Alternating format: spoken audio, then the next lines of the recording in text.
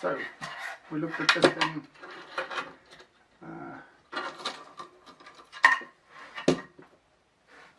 Freehand guided system. It's got quite a solid aluminium construction. It's got these little tension screws which run here. It's difficult to see there. These little wheels run on channels. So these little tension screws, which you kind of counterintuitively think that they need to be loosened, they need to be quite a bit tightened. Sort of almost at the point where you think you're going to break it.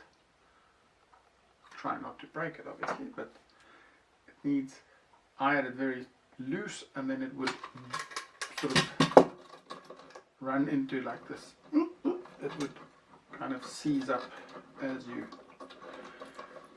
run it. The other thing that you need to do is when you put this little bearing thing into the channel and put the clamp flat, and then tighten that that holding nut, and then you're going to need to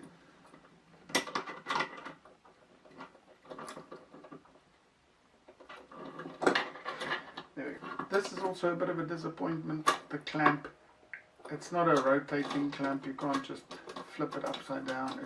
You have to move the knife left to right. And then we need to adjust with these little wing nuts the angle. So I've got my little Sharple. I'm going to put the smooth 1200 grit on the top. If you do have an angle cube, use the angle cube. 16.8 we're going to call that. Fine.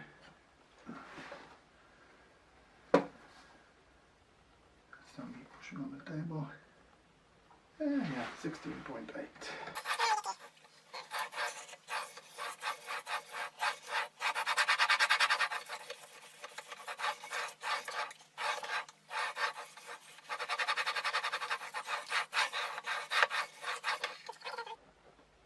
Or you're happy enough, flip the knife, try and get it in more or less the same position.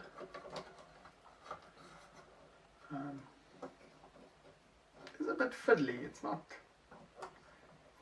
fiddly. It's a fiddly system.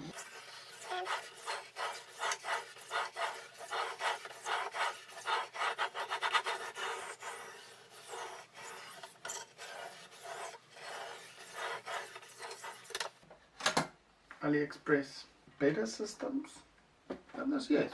Are there better systems for cheaper? Yes. So I go with the Hapstone. I think it's called the T1, or the Any Stone, which is also kind of a cool. I did do a little DIY version of the Hapstone and the Any Stone using a Tormac clamp. I just drilled a hole through the shaft and stuck a chopstick in it, and it did the trick. Is it something I'm glad I have? Yes, I am glad I have it. Do I ever use it? Very seldomly.